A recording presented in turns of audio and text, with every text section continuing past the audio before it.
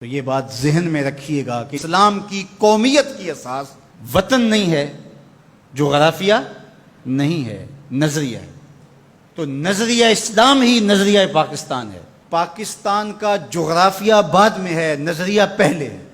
دنیا پہ ملک پہلے بنتے ہیں، پھر دیکھا جاتا ہے کہ اس کا نظریہ کیا ہوگا، آئیڈیالوجی اس کی کیا ہوگی۔ لیکن پاکستان کا مطلب کیا؟ لا الہ، یہ نعرہ پہلے گونجتا ہے اور پھر ملک حاصل کیا جاتا ہے۔ تو یہ ایسا ملک ہے جس کا نظریہ اس کے جغرافیے سے مقدم ہے۔ دنیا کے اوپر ایک اور ملک بھی ہے جس کا نظریہ اس کے جغرافیے سے مقدم ہے، بلکہ اس کا جغرافیہ ابھی تک متعین نہیں ہے، وہ اسرائیل ہے۔ وہ یہودی نظریے پہ قائم ہوا ہے، اس کا نظریہ پہلے تھا اور جغرافیہ اس کا ابھی تک مکمل نہیں ہے، اس کی کوئی سرحدات متعین اور طے شدہ نہیں ہے، ہر سال پھیلتی ہیں۔ چونکہ ان کا نظریہ غالب ہے اور وہ نظریہ یہود کے اوپر اس ملک کو حاصل کرتے ہیں، اس ٹکڑے کو حاصل کرتے ہیں، پھر اس کے بعد اس کا جغرافیہ پھیلنا شروع ہوتا ہے۔ آج بہت شور ہے کہ عربوں نے تسلیم کر لیا اسرائیل کو، اور بعض دانشور ہمیں بھی یہ مشورہ دیتے ہیں کہ پاکستان کو بھی یوں کر لینا چاہیے۔ جب عربوں نے کر لیا، ان کی ہمسائیگی ہے، ان کا مسئلہ ہے، ہم کیوں نہ کریں؟ تو یہ بات ذہن میں رکھیے گا کہ یہ عرب ریاستیں جو بنی ہیں، یہ نظریے کی بنیاد پہ نہیں بنی، یہ لسانی بنیادوں پہ کھڑی ہوئی ہیں۔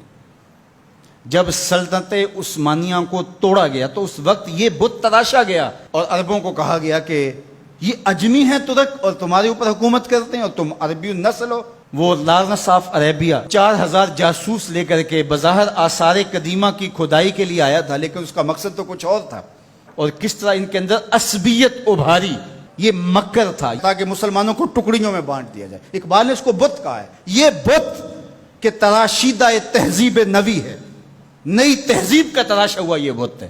یہ بت کہ تراشیدہ تہذیب نوی ہے، غارت گرے کاشانہ دین نبوی ہے۔ بازو تیرا توحید کی قوت سے قوی ہے، اسلام تیرا دیس ہے، تو مصطفی ہے۔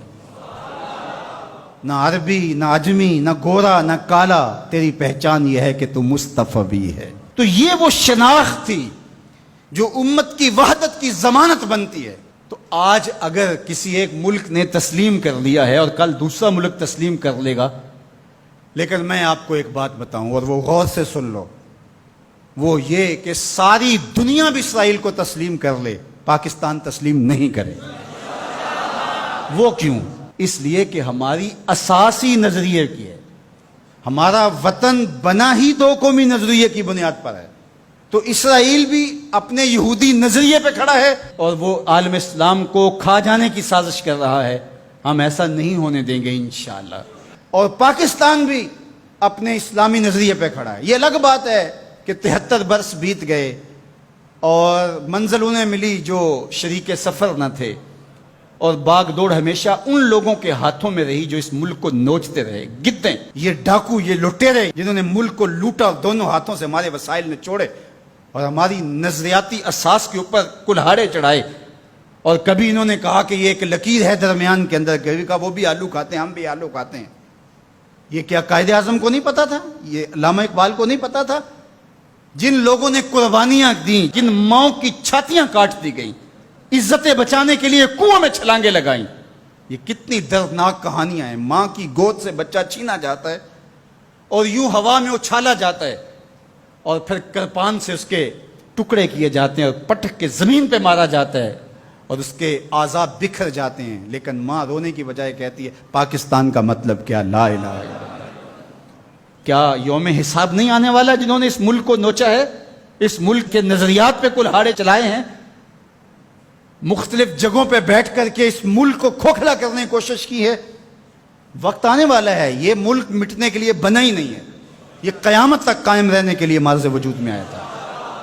یہ ملک امانت ہے اللہ کی ہمارے پاس، یہ رسول اللہ کی نگاہوں کا فیضان ہے۔ میرے عرب کو آئی ٹھنڈی ہوا جہاں سے، میرا وطن وہی ہے، میرا وطن وہی ہے۔ میں یہ بات ہر سال کہتا ہوں کہ اللہ رسول کے ساتھ تو ہماری محبتوں کا رشتہ لازوال ہے، لیکن اس ملک کے ساتھ ہم ٹوٹ کے محبت کرتے ہیں، اس لیے کہ اس ملک نے اسلام کی نشأت کے لیے بنیادی پلیٹ فارم بننا ہے۔ پاکستان سرخرو اور بامراد ہوگا. اللہ ایسے رجال یہاں سے پیدا کرے گا. بس آپ اپنے حصے کا کام کریں, جو آپ کی ذمہ داری ہے اس کو نبھائیں. جمعۃ المبارک میں حدیث پاک میں ہے کہ ایک ایسی گھڑی ہوتی ہے جس میں ہر دعا قبول ہوتی ہے. تو میں آپ کی آمین کے ساتھ آج کی ان مبارک گھڑیوں میں یہ دعا کرتا ہوں, اللہ میرے وطن کی خیر فرما, میرے ملک کو امن کے اجالے عطا کر, میرے ملک کو اپنی رحمات کا سایہ عطا کر دے, میرے ملک کو معیشت کا جمال عطا کر دے, ملک کی نظریاتی سرحدوں کی اور جغرافیائی سرحدوں کی مالک حفاظت فرما. اللہ جو اس ملک کو میلی نظر سے دیکھے اس کو خاصر و برباد کر دے. پاک فوج کی قدم قدم پہ حفاظت فرما, پاکستانی قوم کی خیر فرما.